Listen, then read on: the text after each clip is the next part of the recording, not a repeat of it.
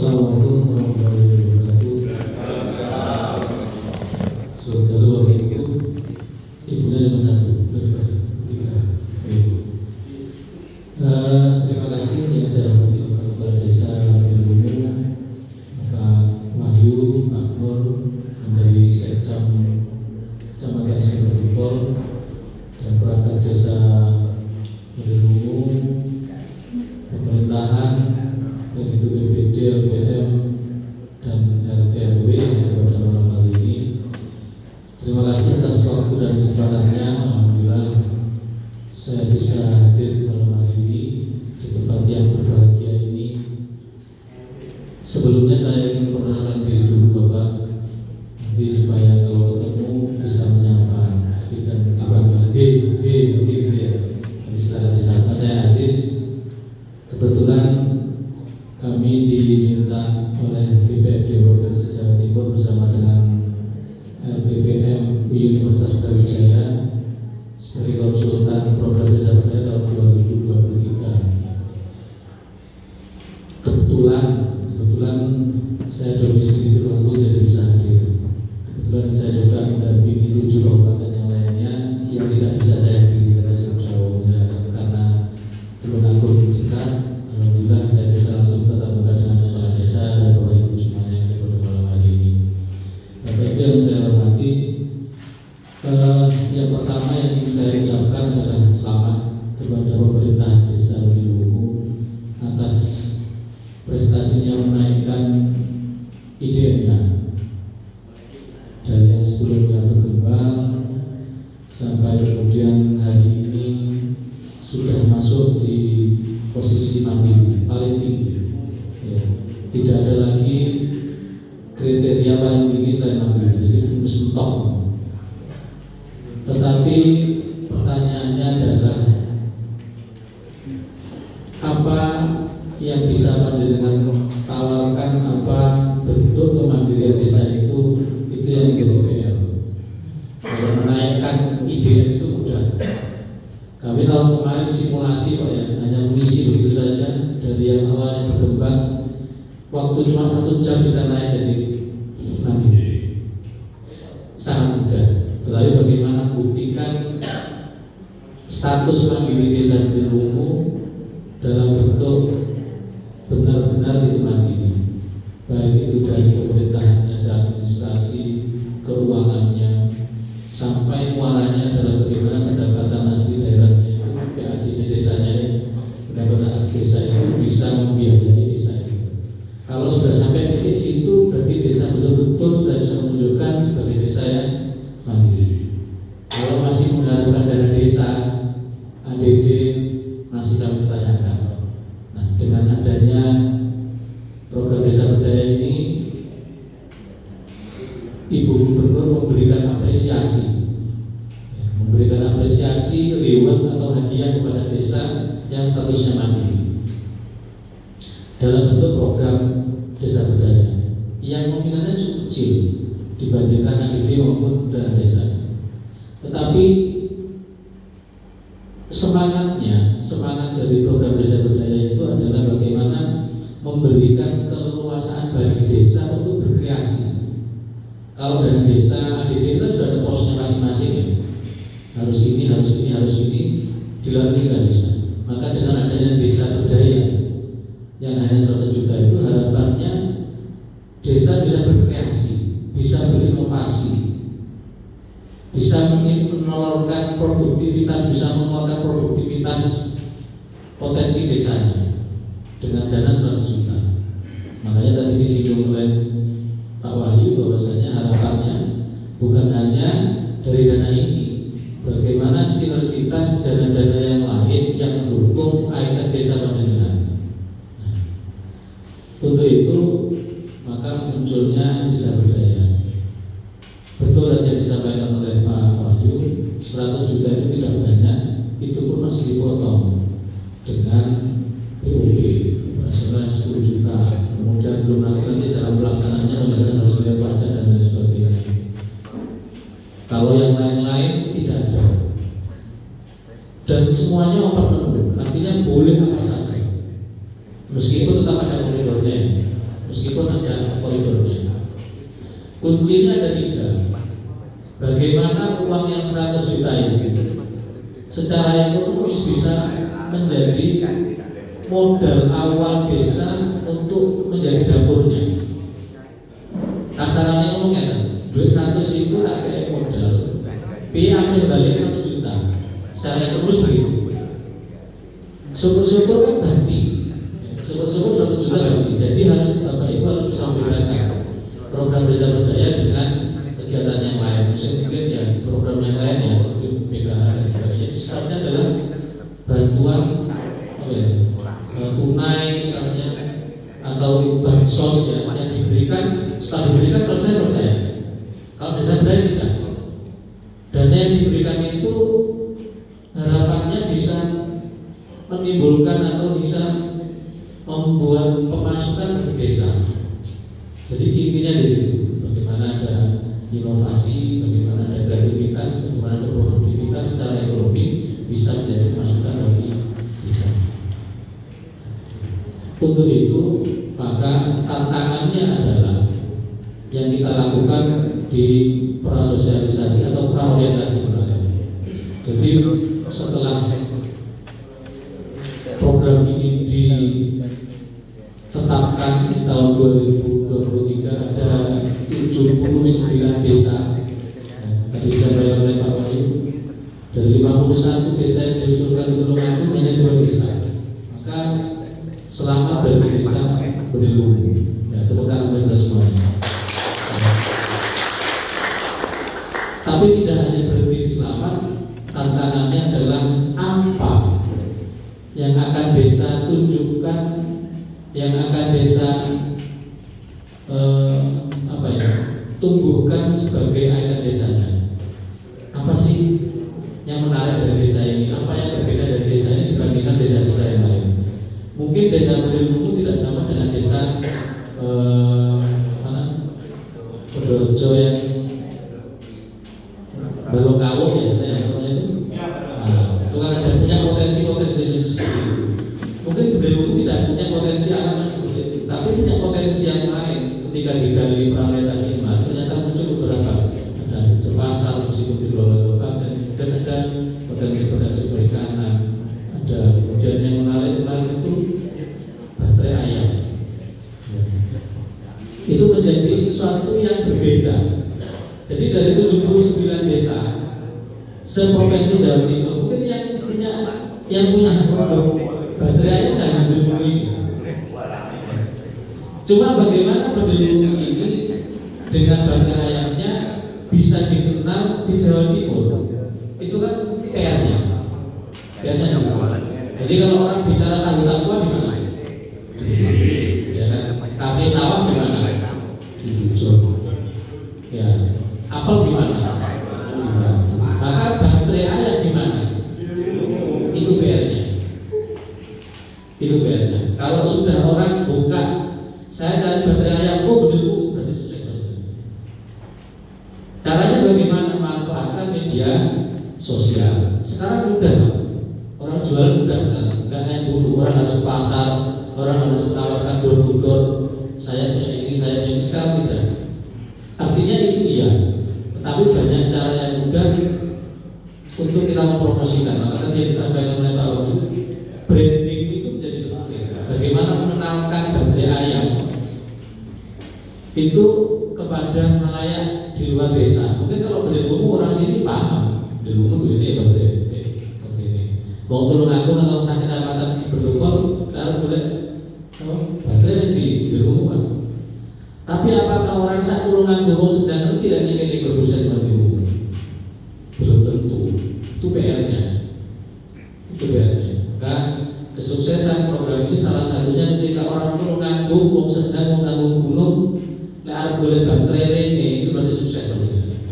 Sederhananya begitu. Ya. Makanya tugasnya adalah apa yang berbeda. Sudah berbeda. Saya katakan tadi 79 desa Jawa Timur sih produksi baterai cuma kita yang menonjolkan baterainya mungkin di tempat yang lain sudah ada, tapi tidak ditonjolkan. Tapi keberanian Berilungu untuk menampilkan baterai itu kita apresiasi. Mungkin yang ikut kemarin siapa itu di Palu sama siapa? Ada 2 orang ya. Kemarin di akhir Mas Adi bilang 3 desa yang punya ikon, salah satunya adalah Badraya. Dari yang hadir waktu itu, atau bersyukur, atau apa ya, bangga. Ternyata ada yang berbeda, ada yang berbeda. Maka monggo nanti kita cari caranya bagaimana supaya ini bisa dijadikan ikon desa, dijadikan unggulan desa. Unggulan desa itu tidak harus selamanya wisata, tidak, produk juga boleh. Ya, kalau memang mau ada wisatanya, misalnya ada wisata apa ya, tapi kalau di sini sudah ditetapkan sebagai produsen baterai ayam, itu apa yang baterai ayam saja? Yang lainnya bisa jadi kalau memang di sini memang baterai ayam yang terkenal. Kalau boleh tahu ada berapa produsen yang ada di desa ini, Pak?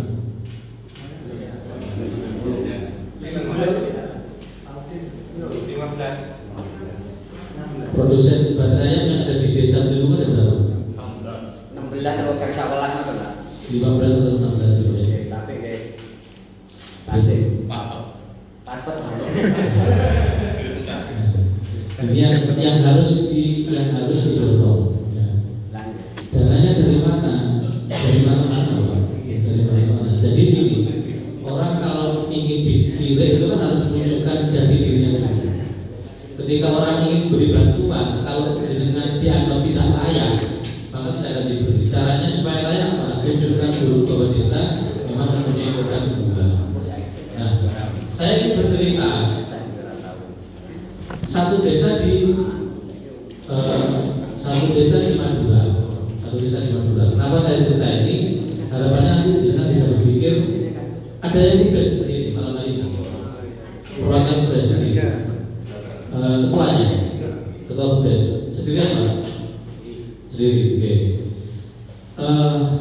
Karena begini, program ini harapannya nanti akan menjadi salah satu ikon desa yang pertama. Kemudian yang kedua, dari ikon itu ada yang dijual keluar sebagai bentuk masukan bagi desa.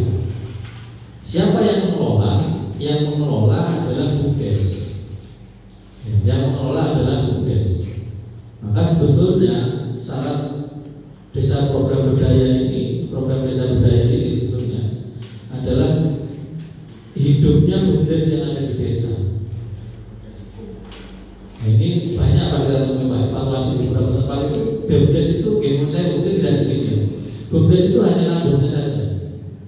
Tapi ketika kita tanya secara spesifik kegiatannya apa, mereka kadang-kadang tidak bisa jawab. Jawabnya begini, kita perlu revitalisasi Pak, reorganisasi. Kita tanyanya apa kegiatannya, jawabnya begini. Kan tidak nyambung, artinya mereka nggak tahu, nggak ada yang dilakukan. Maka dengan adanya ini merupakan salah satu pintu juga bagi Bupes untuk membentuk satu unit baru. Mungkin sudah jalan di sini, misalnya ada desa yang sudah punya unit usaha. Tapi dengan adanya ikon ini, dengan adanya tema ini, baterai ayam ini, bagaimana Bupes mempunyai salah satu unit usaha tambahan baru. Karena muaranya nanti setelah dengan selesai launching Pak, keberlanjutannya akan diserahkan kepada Bupes pengelolaannya. Baik misalnya ada wisatanya dikelola Bupes, produk-produknya nanti dikelola oleh Bupes dan lain sebagainya. Nah, saya cerita satu desa di Madura.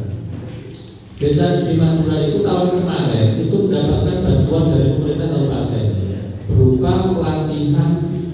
Jadi ada dua pelatihan yang diberikan kepada desa itu. Yang pertama adalah pelatihan bangkit. Yang kedua adalah pelatihan membuat songkok. Ada kelompoknya, ada orangnya. Jadi yang bangkit itu ada 10 orang, yang bikin songkok itu 15 orang. Bupes menangkap peluang ini. Bupes menangkap peluang ini. Karena yang dilatih ini oleh pemerintah kabupaten diberi juga alatnya, ada mesinnya, ada mesin bikin songkoknya ya. Kemudian ada untuk bangkit sudah ada diberikan bantuan. Jadi selain dilatih sudah diberi bantuan oleh pemerintah kabupaten. Mungkin yang cerita, Bupes bisa mengambil mengambil peluang ini sebagai peluang usaha. Usahanya apa? BUMDes menyediakan bahan baku kain. Kainnya dia jual ke pembatik.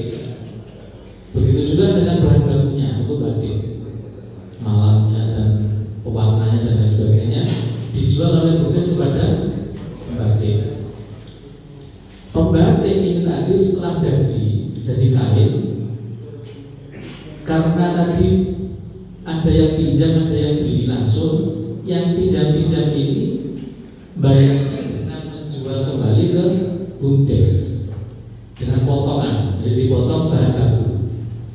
Nah, BUMDes menjual kain ini dalam bentuk pakaian, sarung, kain untuk bahan baku. Dia juga melirik tadi yang dilatih untuk bikin kopiah. Dia berikan kain batiknya itu supaya dijadikan kopiah batik. Kopiah kain batik ini Pak, tapi bukan hitam, batik. Bahannya diberikan. Setelah jadi, dibeli lagi, dipotong bahan baku oleh BUMDes. BUMDes menjual soko jadi. Tahun ini dengan dana desa dia bangun galeri, dia bangunkan di depan balai desanya. Karena dia sudah jualan secara online. Tahun kemarin ketika sudah jalan dia jual secara online. Karena langkahnya di mana tempatnya ini tahun ini dari dana desa dia bangun outletnya sekaligus kantornya. Dapat desa budaya tahun ini. Jadi untuk bagaimana brandingnya. Itu salah satu contoh mungkin yang mirip karena produk. Kenapa saya sampaikan ini? Karena ini mirip-mirip. Di sini juga produk baterai. Yang mungkin kemarin itu pelatihan, salah satunya adalah mesinnya. Ya, mesin bagaimana tadi disampaikan oleh Pak Kades di bawah kita ngobrol. Di sini itu yang lambat itu memecah memotong dan memecah bambu untuk bahan baku. Nah, monggo nanti BUMDes menangkapnya di mana? Apakah menyewakan alat untuk memecah dan memotong tadi, ataukah menjual bahan bakunya? Misalnya BUMDes punya tenaga yang memotong dan memecah, dia jual kepada atau memberikan kepada di sini ada tadi yang ibu-ibu tadi Pak.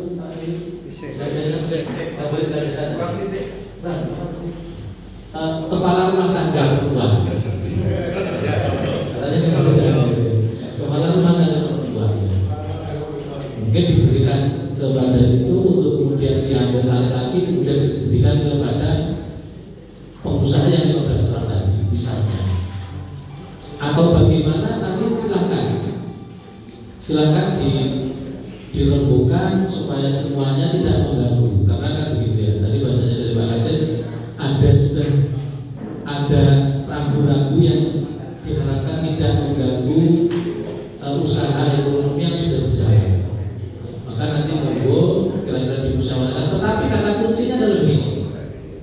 Ketika nanti BUMDes atau pemerintah desa dengan desa budaya ini membeli alat, kata kuncinya adalah alat ini bukanlah bansos. Ya, berbeda. Kalau bansos diberikan kepada pengusaha-pengusaha ini tidak.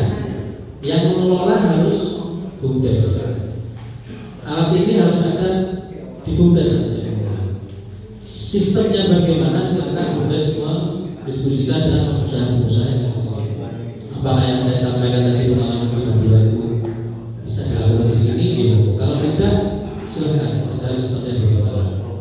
Yang penting nanti ini bisa ada pemasukan bagi BUMDes yang akan diserahkan bagi PAD. Kan begitu saja.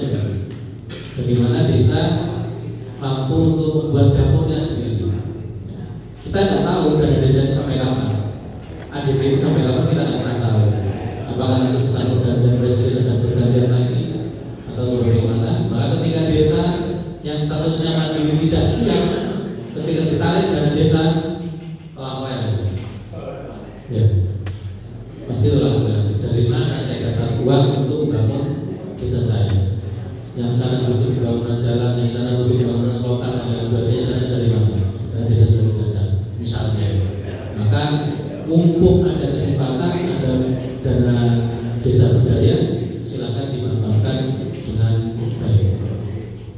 Ini contoh-contoh tahun kemarin Pak.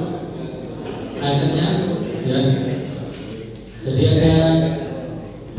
ada kampung dormen, ada beras rasan, ada kopi yang kurang, ada palalayang, dan semuanya ada yang produk dan ada wisata.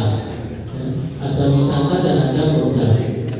Maka monggo nanti desa apa, naik ke desanya, temanya apa, silahkan didiskusikan bersama-sama.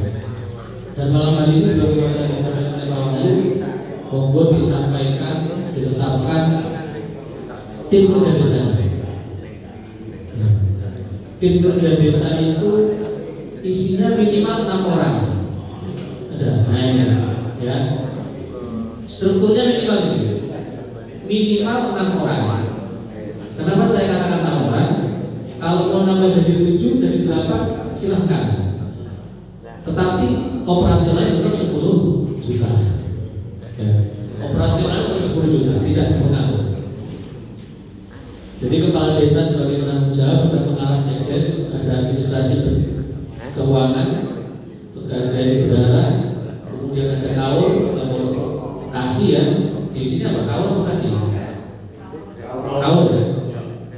Ya monggo. Kemudian ada konten kreator, ada pengelola bumdes, nanti dibagi KPMG. KPMG di luar struktur 6 orang yang akan memfasilitasi kegiatan ini.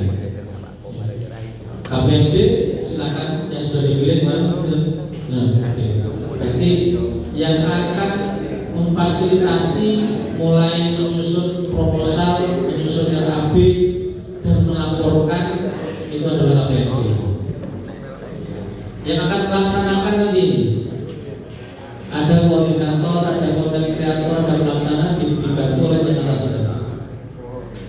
Maka 6 orang ini bunyinya minimal. Dan ini harus ada 6 orang ini, karena otomatis ada kepala desa, ada sekdes, dan bendahara itu otomatis.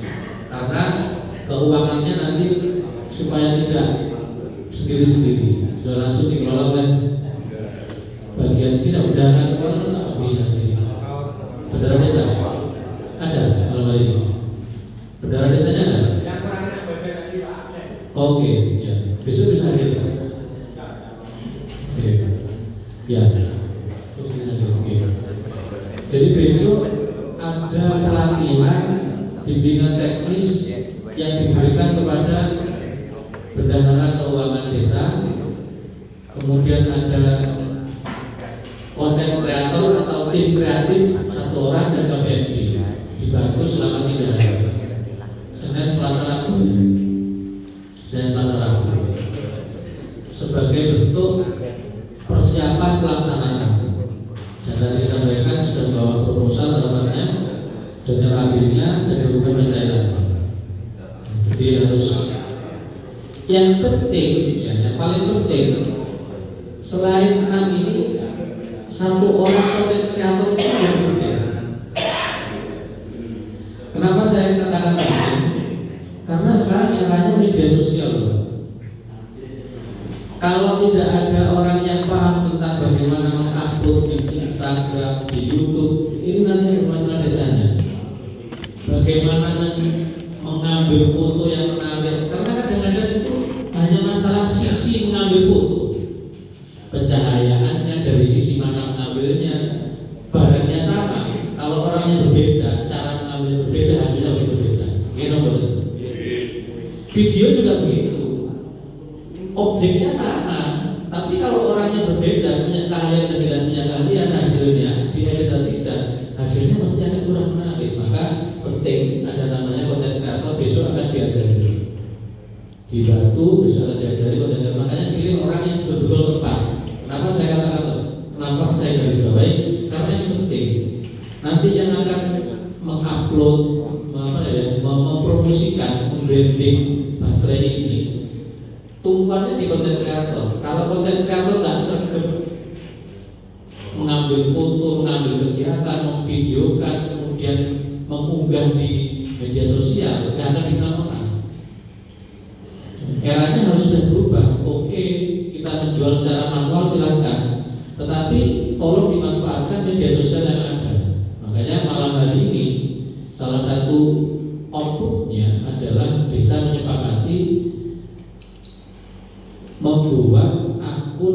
Instagram dan YouTube. Jadi silahkan dibuat namanya, silahkan. Yang penting ada namanya desa Berilumunya ya, obatnya ada berilmu atau apa silahkan. Supaya orang kenal.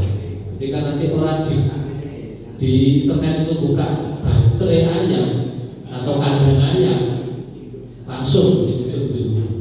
Itu bagaimana caranya? Bagaimana mempromosikan itu tumbuhannya di konten kreator. Makanya pilih orang yang tepat untuk bisa dilatih besok. Orangnya yang mungkin sergap Pak, pinter apa ya, sergap. Lihat buka HP mesti sergap HP. Tapi mengunggahnya itu Pak, mencari objek yang bagus, yang menarik, misalnya orang pas pecah prank, misalnya orang tadi apa namanya? Kalau sisir-sisir tadi yang kepala rumah tangga perempuan tadi misalnya cari yang menarik ya. Cari yang menarik. Mungkin dari mana? Sehingga ditakutkan lah. Sudah terjadi kan menarik gitu ya. Setelah warung kopi ya tampilkan seperti itu. Janganlah bagaimana bisa orang menangkap itu untuk ditampilkan untuk branding. Nah ini jadi penting. Ya, itu besok kita sudah. Dan nanti tim kreator ini akan memikirkan bagaimana meluncingnya. Ini yang saya sampai hari ini belum kepikiran. Sehingga meluncing seperti itu. Masuk arah baik hubungan baterai titik. Atau seperti outputnya seperti apa? Outputnya seperti apa? Kalau misalnya lagi wisata kan Jepang ya, ada orang pameran di tempat wisata atau apa. Lek baterai iya sampai saya pikir itu yang perlu dipikirkan. Ada sanksi misalnya ya, ini kan harus dipikirkan bagaimana meluncing atau apa ya, mempromosikan ini dari kegiatan apa? Misalnya festival baterai titik atau lomba latihan baterai titik, ini saja. Tapi ya menurut kan baterai ya ini logo inovasinya di mana? Jadi nanti tumpuannya di tim kreator ini yang akan memikirkan. Meskipun orang harus berpikir bersama, tapi yang menjadi tanggung jawab mungkin itu yang bisa kami sampaikan. Kalau masalah tanggung jawab tadi itu kita punya pengalaman yang tidak enak. Kalau kemarin kita menduduki hampir 1 bulan ya. Jadi kita invasi itu, atau biasa kita duduki meskipun tidak ada kepala desanya sakar deh. Kalau kita duduki di situ, lain hampir setiap hari duduk di depan balai desa. Ya, untuk nunggu mobil digarap, mereka sudah digarap. Saya berharap dengan semangat yang muda-muda, saya senang dengan ada yang muda-muda ini. Harapannya punya semangat, punya etos kerja, punya kemampuan untuk apa ya, betul-betul menampilkan bahwa ini loh desa mandiri. Desa saya desa mandiri, memang betul-betul mandiri. Ada yang menampilkan, tidak hanya namanya saja, tidak hanya dalam angka saja dimasukkan naik IGP. Jadi bagaimana kemandirian itu terrealisasi dalam kegiatan-kegiatan. Oktober kami berharap launching, November paling lambat November LPG sudah selesai. Nah, profesi kami tidak mungkin bisa mendampingi setiap hari di sini, tidak mungkin bisa mendampingi setiap tahun di sini. Begitu juga DPRD provinsi. Kinerja panjenengan dilihat dari uploadan di EFKB. Jadi ada yang namanya webnya EFKB, sudah kita berikan informasinya kepada KPRD dan yang kemarin. Jadi kalau panjenengan melaksanakan kegiatan malam hari ini sampai 1 bulan dan melaporkan tidak diupload di web itu, maka provinsi akan bertanya, Pak, jenengan sampai melaksanakannya sosialis itu betul? Sudah Pak, kapan? Gak tahu ya provinsi, karena panjenengan belum upload. Sederhana sebenarnya upload di web. Tapi kalau tidak dilakukan, provinsi akan tanya, karena provinsi tidak akan datang di sini, dia hanya melihat di webnya. Selama webnya sudah diverifikasi, sudah oke, sudah diterima oleh provinsi, selesai. Begitu juga dengan LPG, laporan pertanggungjawaban. menerapkan paperless ya, artinya tidak banyak membuang, tidak banyak menerima kertas dari desa. Jadi desa tidak perlu mengirimkan setiap tahapan-tahapan itu ke provinsi, tidak perlu. Cukup mengupload itu di webnya. Begitu juga dengan LPG, kecuali yang dokumen pencairan, karena itu ada tanda tangan basah, karena itu terkait dengan nanti akan dimasukkan ke BPKD ya, terkait dengan pencairan itu nanti yang 5 lembar rakap 2. Mungkin hanya itu dilampiri dengan proposal dan draft yang sudah jadi dan RAB proposal yang awal Pak, yang di SIPD pernah upload ya, di SIPD nanti dicetak, dilampirkan di dokumen pencairan bersama dengan proposal dari RAB yang terbaru. Mungkin dulu usulannya bukan pada ayat kayaknya dulu ya, berbeda, nggak apa-apa. Itu kan hanya untuk mengunci untuk paku definitifnya. Mungkin kayak provinsi sudah masuk, tapi nanti dilampirkan karena itu akan terlihat sebagai proses IEDC, kemudian ada dokumen pencairannya masuk dengan RAB dan proposal yang terbaru ya, sudah direvisi. Mungkin itu dari saya bisa saya sampaikan, nanti bisa kita share saja apa yang ingin ditanyakan, monggo kalau kamu bisa jawab nanti akan kita jawab. Oke, terima kasih dari saya. Kalau saya mohon maaf